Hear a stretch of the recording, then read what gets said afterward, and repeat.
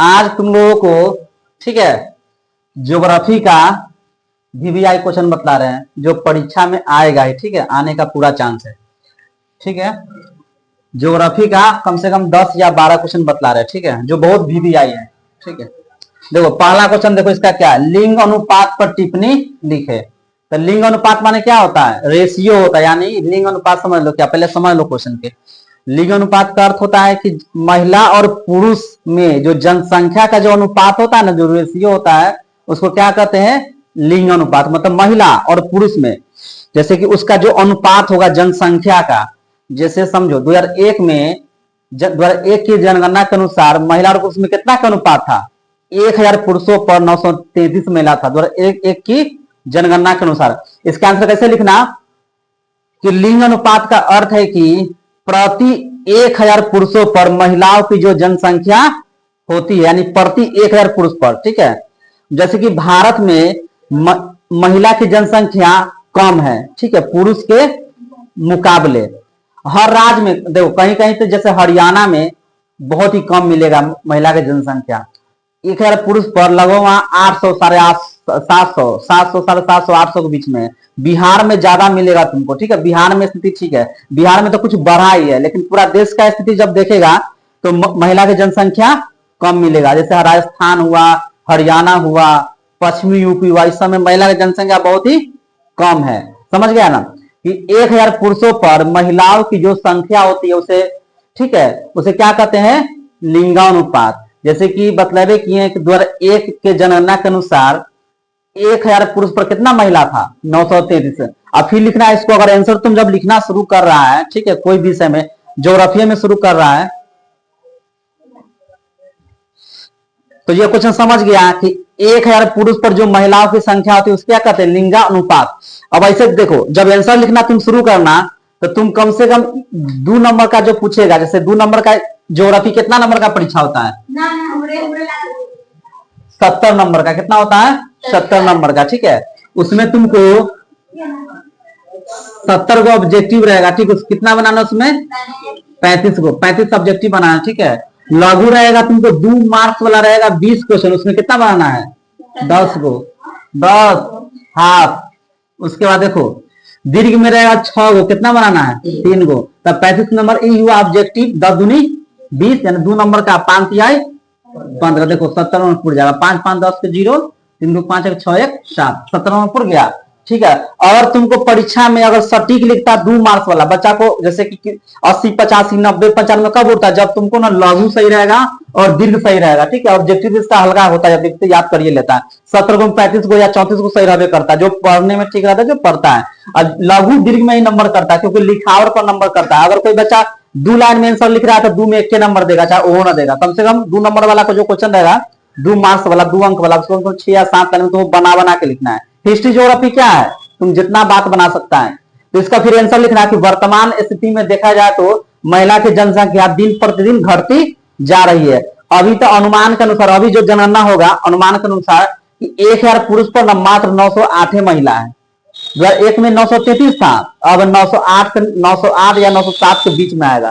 ठीक है, 901 भी हो सकता है। समझ गया ना, यानी कि महिला की जनसंख्या घट रहा है। और घटने का कारण क्या है समाज में, पूछे कारण क्या है, जब कारण पूछेगा तो क्या लिखेगा कि भारतीय समाज में महिला की तुलना में पुरुषों को अधिक महत्व दिया जाता है। ठीक है, उसका अनेक कारण है, दहेज है, बहुत सारा कारण, महिला को थोड़ा कम समाज में मांग है।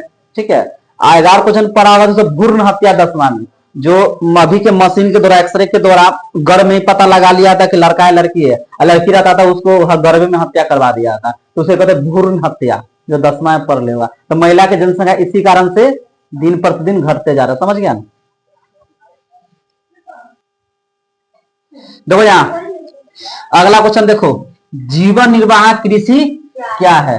तो जीवन निर्वाह कृषि का अर्थ क्या होता है कि ऐसी कृषि न अधिक जनसंख्या वाले क्षेत्रों में किया जाता है। जिस जगह अधिक जनसंख्या होगा ना, जैसे अपना बिहार में, बंगाल में, तो वहां अधिक जनसंख्या है, तो ऐसे लिखना जीवन निर्वाह कृषि अधिक जनसंख्या वाले क्षेत्रों में की जाती है। मतलब जीवन चलाने के लिए ऐसी कृषि की जाती है। किसान उतना ही फसल उगाते जितना कि वो खा सके। मतलब उसको छोटा खेत होगा, और जनसंख्या जब अधिक रहेगा तो छोटा खेत रहेगा, तो सिर्फ अपन जीवन चलाने के लिए खेती करेगा कि हमारे पेट भर जाए, ठीक है, बेचने के लिए नहीं। बड़ा किसान ना बेचने के लिए करता है, क्या खेतियों कर लिया, कुछ बेचियो दिया, कुछ खानों के लिए रख लिया, वो होता है ना बड़ा बड़ा खेत, पंजाब में, हरियाणा में, ठीक है, इस सब में ना बड़ा बड़ा जो किसान होता है वो ना जीवन निर्वाह कृषि करता है, समझ गया ना। और अपना बिहार बंगाली सब में जो छोटा छोटा किसान रहता है ना, वो सिर्फ अपन जीवन चलाने के लिए खेती करता है, तो उसको क्या कहते हैं, जीवन निर्वाह कृषि। ऐसी कृषि क्या होता है, अधिक जनसंख्या वाले क्षेत्रों में की जाती है, समझ गया ना। देखो यहाँ पहला क्वेश्चन बतलाए दिए लिंग अनुपात, बतलाए दिए 1000 पुरुषों और महिलाओं की जो संख्या होती है।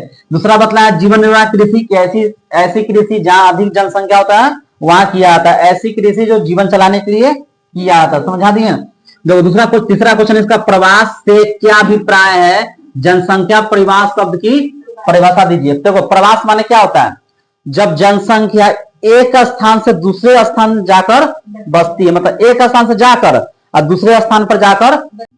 देखो तीसरा क्वेश्चन देखो, प्रवास से क्या अभिप्राय है, जनसंख्या परिवास शब्द की परिभाषा दीजिए। तो प्रवास बतलाए ना कि प्रवास का क्या अर्थ होता है कि जब जनसंख्या एक स्थान से जाकर दूसरे स्थान पर जाकर बसती है उसे क्या कहते हैं, प्रवास।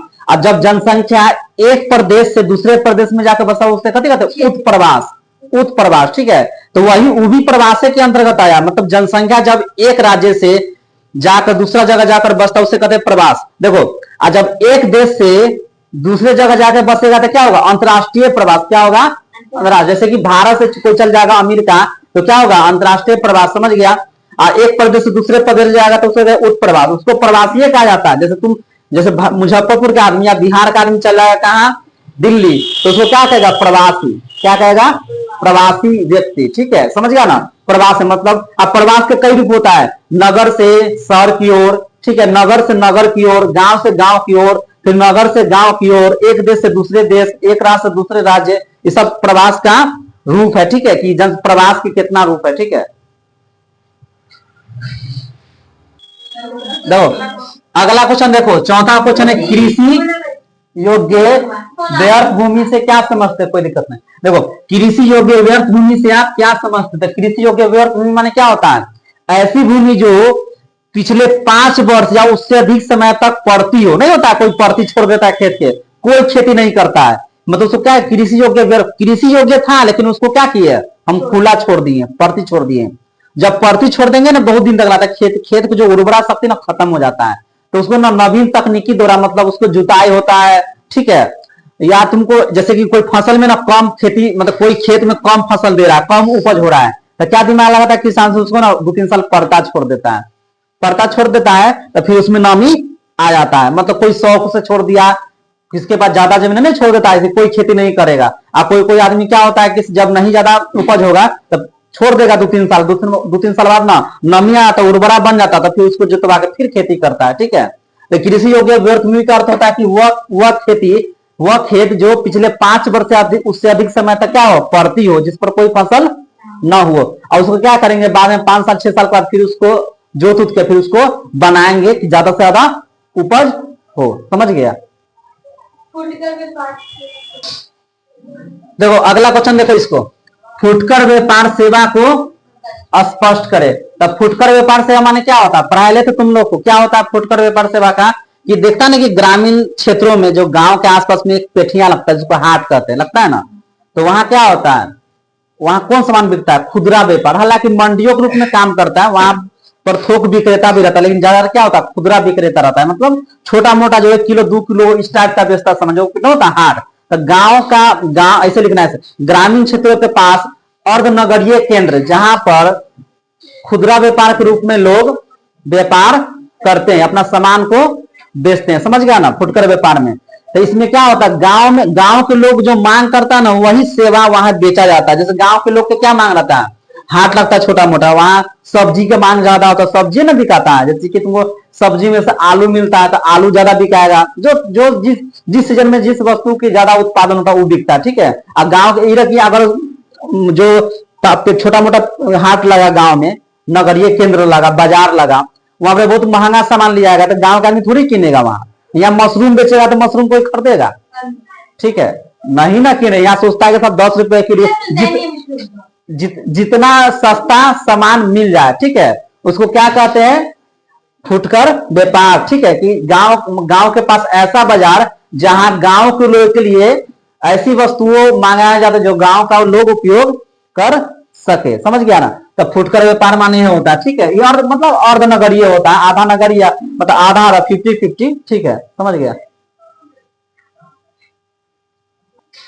देखो अगला क्वेश्चन देखो, व्यापार संतुलन को परिभाषित करे।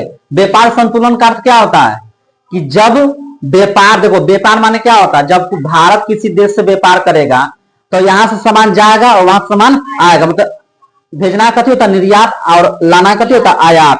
तो जब आयात और निर्यात में संतुलन हो, संतुलन मतलब किसे, अगर भारत यहां से कोई सामान भेज रहा है, जैसे कि खाद्य सामान भेज रहा है, खाने वाला गेहूं भेज रहा है, चावल भेज रहा है, उसके बदले उसके बदले भारत क्या लेगा, इलेक्ट्रॉनिक सामान लेगा, तेल लेगा। तेल दूसरा देश से आता है ना, जैसे कि अरब से आता है, कतर से आता है, रूस से आता है, इस सबसे तेल आता है। भारत क्या भेजता है वहां, यहाँ से क्या भेजता है, मसाला भेजता है, सामान भेजता है खाने वाला क्या, और वहां से क्या लाता है, इलेक्ट्रॉनिक सामान लाता है, मोबाइल का सामान लाता है। जैसे कि चीन से क्या आता है भारत के, इलेक्ट्रॉनिक सामान, जैसे टॉर्च हुआ, बल्ब हुआ, पूरा चार्जर हुआ, ब्लूटूथ हुआ, मोबाइल हुआ, ये सब आता है। तो भारत भी ना कुछ भेजता है यहाँ से, तब ना आयात निर्यात जब संतुलन कब होता है, जब आयात निर्यात जब सेम हो तो उसको क्या कहते हैं, संतुलन। ठीक है, और जब निर्यात अधिक होगा, जैसे हम कहीं कोई देश के ज्यादा भेजेंगे और लाएंगे कब, तो धनात्मक होता है, मतलब हम मेरे लिए फायदा है। जैसे भारत का सामान कोई दूसरा देश में जाएगा ना ज्यादातर, तो भारत को प्रॉफिट ज्यादा होगा, सेलिंग ज्यादा होगा भारत के, तो होगा धनात्मक। लेकिन जब निर्यात ज्यादा होगा और हम भेजेंगे तो कोई देश के कम,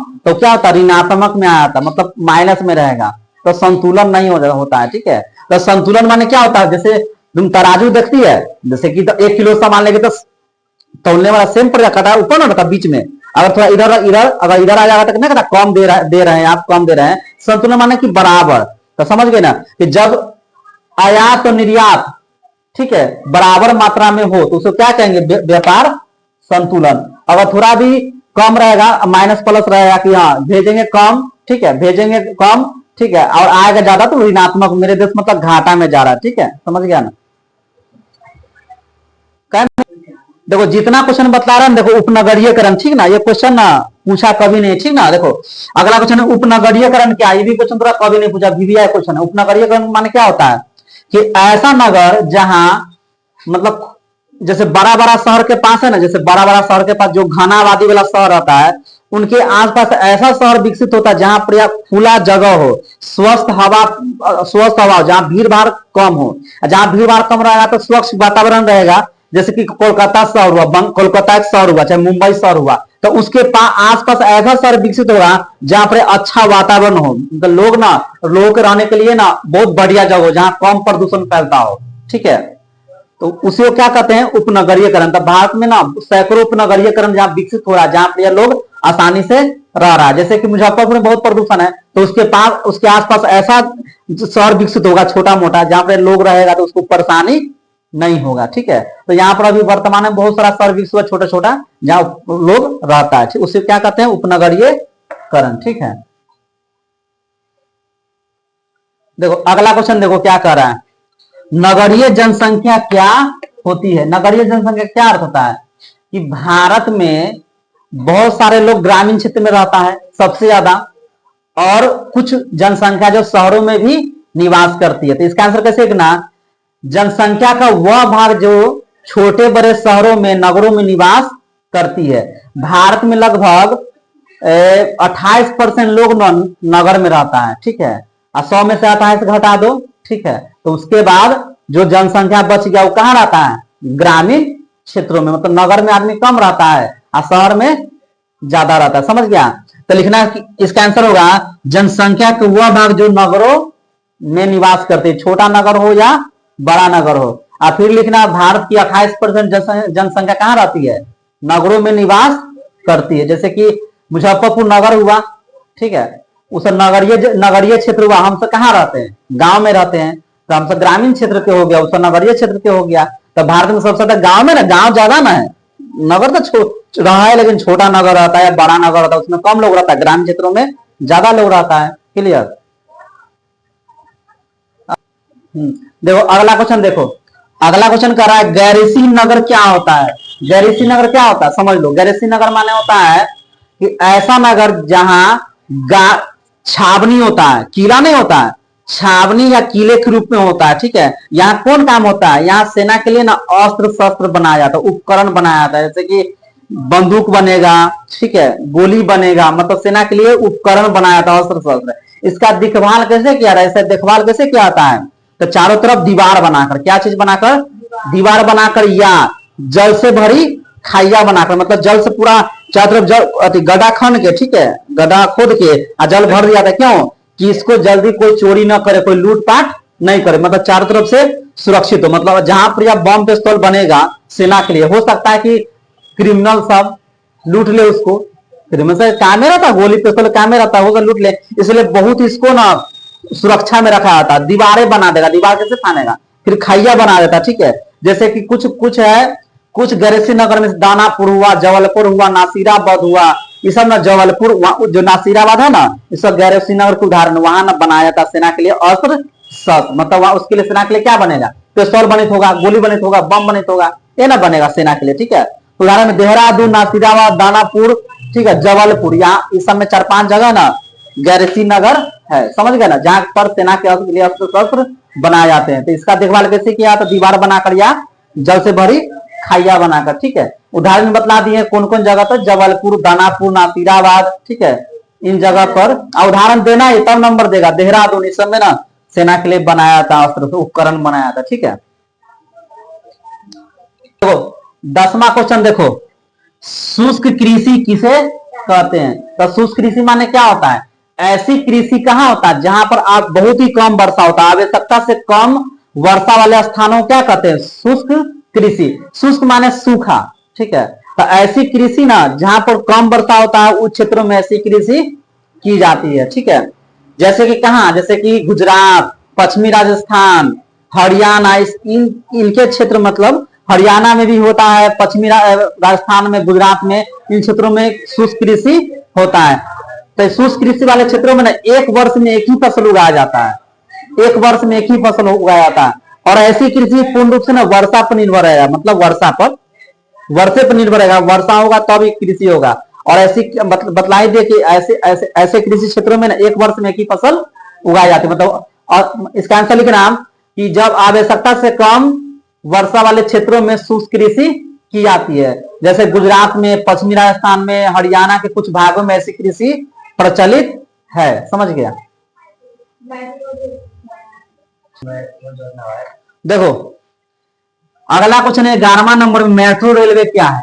तो मेट्रो रेलवे तो सब जनित होगा। मेट्रो रेलवे क्या होता है, ऐसा रेलवे जो भूमि के अंदर चलती है, जो प्रदूषण मुक्त होती है, इससे प्रदूषण नहीं फैलता है, आइए ना, स्वचालित होता है। ठीक है, स्वचालित होता है, अपने आप चलता है। ठीक है, तो मेट्रो रेलवे ना बड़े बड़े महानगरों में देखने को मिलते हैं, जैसे कि पूरा मुंबई में मिल जाएगा, दिल्ली में मिल जाएगा, कोलकाता में मिल जाएगा, हैदराबाद में मिल जाएगा। लेकिन अभी बिहार में मेट्रो रेलवे का काम शुरू हुआ है, लेकिन अभी नहीं बना है। समझ गया।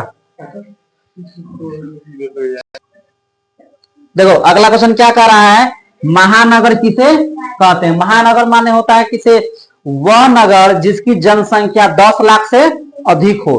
देखो 3 गो होता है, नगर, महानगर और मेगा नगर। इतना दीर्घ में पूछ सकता है क्वेश्चन, लघु में तो हो सकता है तीनों में से कोई पूछबे करेगा।